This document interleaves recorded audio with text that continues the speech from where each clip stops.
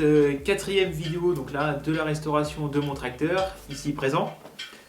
Début de cette vidéo, on va pouvoir remonter le différentiel du tracteur. Alors le différentiel n'a pas été changé, j'ai juste déposé en fait les deux couvercles de chaque côté afin de changer mes joints à l'intérieur des couvercles. Donc maintenant que mes joints sont arrivés, ils sont en place dans les couvercles, j'ai plus qu'à remettre les couvercles. Maintenant remontage du couple conique. Faut être assez précautionneux, hein, ça se fait pas comme ça.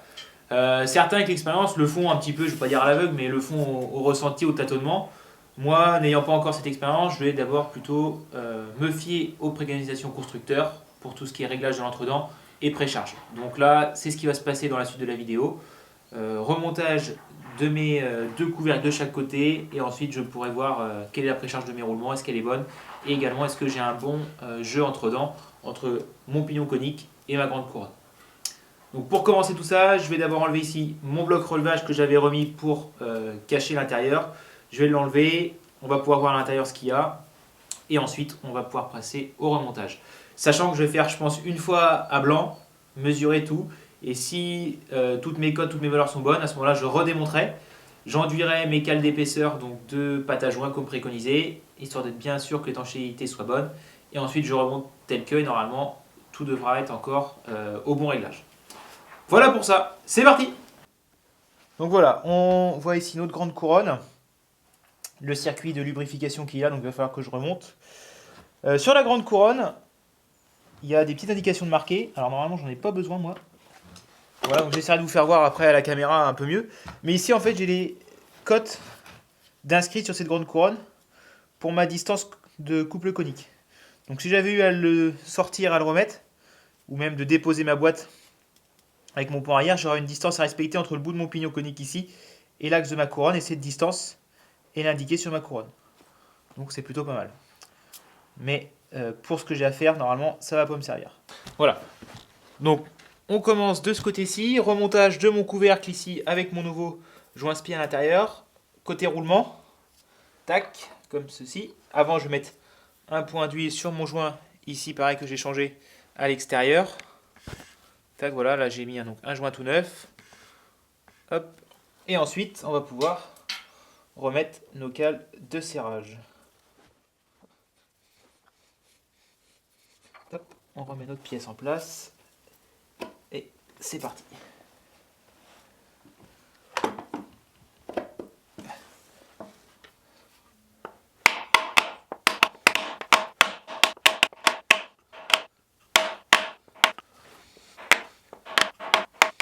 Donc là, je suis arrivé au fond. Donc maintenant, je remets alors mes cales d'épaisseur. Donc les mêmes cales que présentes au démontage. Et ensuite, je vais venir remettre mon circlips. Hop.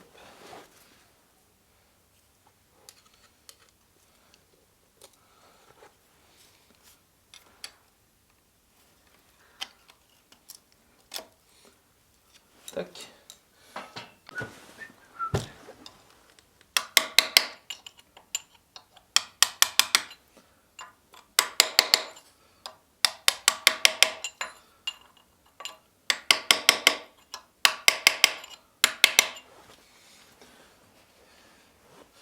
Tac. Donc ok pour ce côté-là. Maintenant, deuxième côté. Alors, deuxième côté, donc voilà, ici là j'ai mon couvercle avec pareil sa cale d'épaisseur et à l'intérieur ici la portée extérieure de mon roulement conique. Donc j'enlève mon petit chiffon, je vais huiler la portée. Hop. Ça sera fait. Et ensuite je vais pouvoir repositionner. Alors il y a un sens ici, tuyau de graissage, petit trou exprès. Donc, faut pas se tromper à le mettre.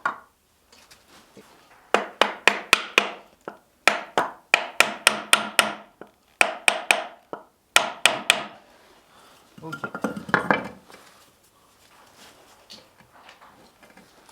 Donc là, on va pouvoir revisser le couvercle, serrer, et ensuite on va pouvoir faire notre contrôle de notre entredent et également, si possible, contrôler la précharge des roulements coniques. Allez, je visse ça et on passe au prochain contrôle.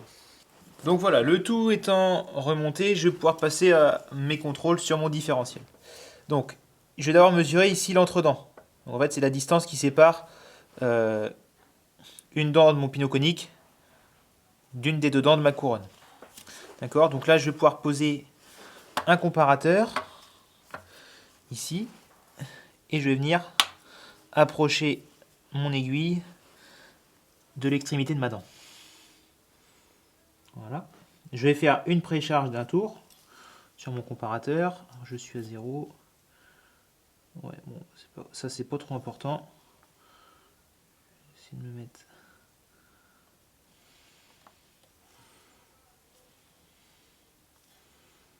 Comme ça.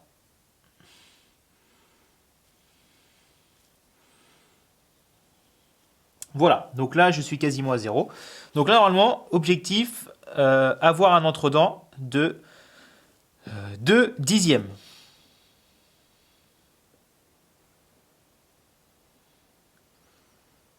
Donc là, je bloque bien mon pignon conique.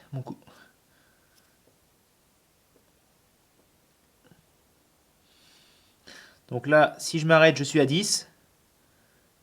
Et là, je viens à 35. Donc 35 moins 10, ça fait 25. Donc là, j'ai un entre-dent de 25 dixièmes. Préconisé 20. On va dire que le remontage est bon. Ici, j'avais une valeur de 0. Là, j'ai 0,25 d'indiqué sur ma couronne. Je pense que justement, c'est ce jeu entre dents qui a dû être mesuré lors du montage. Donc, si c'est vraiment le jeu entre dents mesuré lors du montage, eh bien, je suis bon. Donc, je viens de mesurer mon entre-dents, ce qui veut dire que ma couronne ici est bien positionnée à une bonne distance de mon pignon. Si jamais j'avais eu un entre-dents trop grand, donc ma couronne qui se déplace trop, ça voudrait dire que j'aurais pas eu assez de cale ici, trop là-bas, et donc j'aurais décalé ma couronne par là. Et inversement, si j'avais eu assez peu de jeu, j'aurais eu trop de cale de ce côté-là et pas assez de l'autre côté, donc j'aurais décalé ma couronne vers mon pignon, ce qui aurait réduit le jeu, donc pas bon. Mais là, vu que j'ai remis la même chose du même côté, que les pièces sont les mêmes que celles d'origine, c'est normal que ça tombe juste. Maintenant, je vais juste voir si la distance entre donc la distance conique est bonne. Pour ça, je vais mettre de la graisse ici sur mes dents. Et en fonction de où va appuyer la partie de la dent sur les dents du pignon conique, ça va me faire une trace. Donc là, je vois bien la trace d'usure du fonctionnement du tracteur. Donc qui est bien placée au milieu de la dent, ni trop sur le talon, ni trop bas. Et qui n'est pas trop à l'extérieur, ni trop à l'intérieur. Donc maintenant, je vais pouvoir recontrôler ça. Je mets de la graisse et on regarde ça.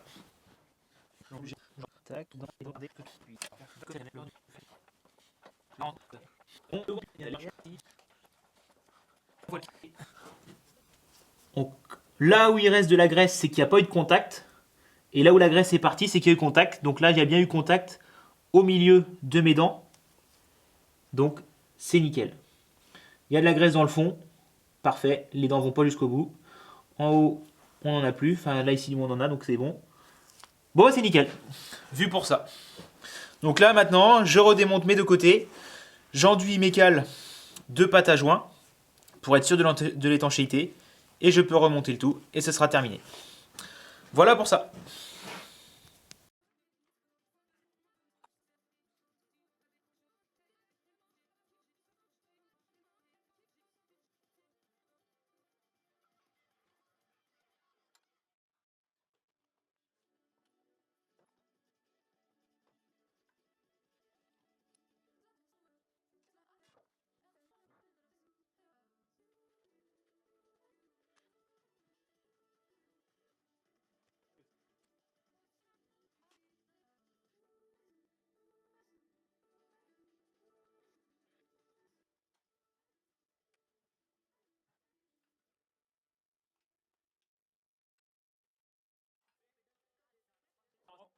Alors, nouvelle étape ici sur le tracteur pour cet après-midi.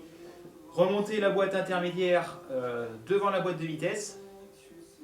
Alors, opération qui paraît simple, mais il y a quand même un petit peu de complexité, notamment parce que ici, donc j'ai mon arbre de boîte de vitesse à faire coïncider avec mon embrayage, jusqu'ici il n'y a rien de compliqué, mais j'ai également ici mon arbre de prise de force à faire coïncider avec le crabotage vu qu'on est sur de la denture. Donc ça veut dire qu'on a les dents d'en bas avec les dents d'en haut. J'espère que ça va bien se passer, mais à mon avis, ça va être un peu sport. Il me reste juste un joint à mettre ici, un joint d'étanchéité avec l'intérieur de la boîte. Et après, je vais pouvoir passer au remontage de l'ensemble. C'est parti!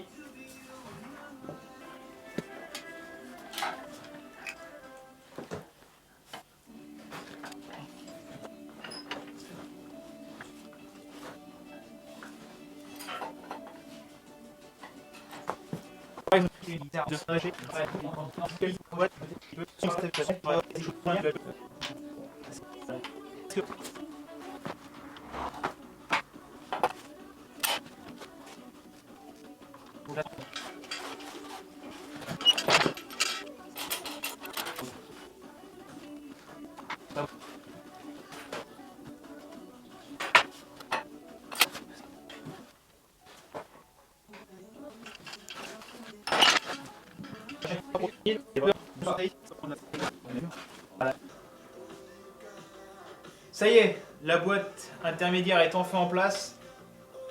Bon, par contre, je l'ai quand même rapproché avec la clé en serrant les vis, en y allant doucement bien sûr. Et donc là, je sens que j'entraîne bien ma boîte de vitesse. Là ici, mon enclenchement de prise de force, impeccable, je sens, nickel. Hop, c'est enclenché, nickel. Donc je pense que c'est en place correctement. Il faudrait que j'essaie de pouvoir débrayer ici pour être sûr que mon embrayage aussi soit bien en place. Mais il n'y a pas de raison. Donc je finis de resserrer ma boîte. Je vais remettre la colonne de direction pour que ça ressemble un peu plus à un tracteur. Donc ici, repositionnement de ma direction. Alors j'ai pris la chèvre pour la lever. Tout simplement parce que c'est super lourd. Et pourquoi c'est super lourd? Parce que en fait c'est une direction hydraulique. Donc là j'ai ma colonne de direction, l'arrivée d'huile donc de ma pompe hydraulique de mon tracteur, et ensuite donc quand je tourne, ça me permet d'envoyer de l'huile comme un petit moteur, un petit peu comme un orbitrol, et derrière ça me fait tourner mon arbre ici qui est donc relié avec une bielle et à ma barre de direction. Et donc ce qui fait que je tourne mes roues avec une liaison mécanique, d'accord, pas comme ce tracteur actuel avec une liaison hydraulique, liaison mécanique, mais j'ai bien ici l'équivalent d'un orbitrol. Donc normalement direction super souple. Voilà, donc je finis le remontage de la direction et je pense que ça va être bon.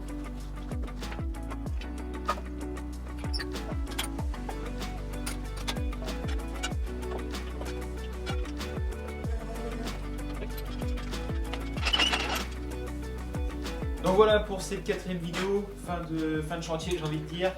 Donc différentiel remonté, bloqué, réglé comme il faut. Boîte intermédiaire également remise en place. Colonne de direction c'est en place. Donc voilà pour cette vidéo. Prochaine étape, si tout se passe bien, on refait les trompettes. Alors vous verrez qu'elles ne sont pas en grande forme les trompettes, je pense qu'il y aura beaucoup de travail. Elles ne sont pas encore ouvertes mais de ce que j'ai pu voir au démontage, ça s'annonce un petit peu, il y a un peu de travail je pense. Donc voilà pour la prochaine vidéo qui devra arriver. Merci de me suivre et puis surtout n'hésitez pas à partager, à commenter, à mettre des j'aime et puis à bientôt pour la prochaine vidéo. Salut!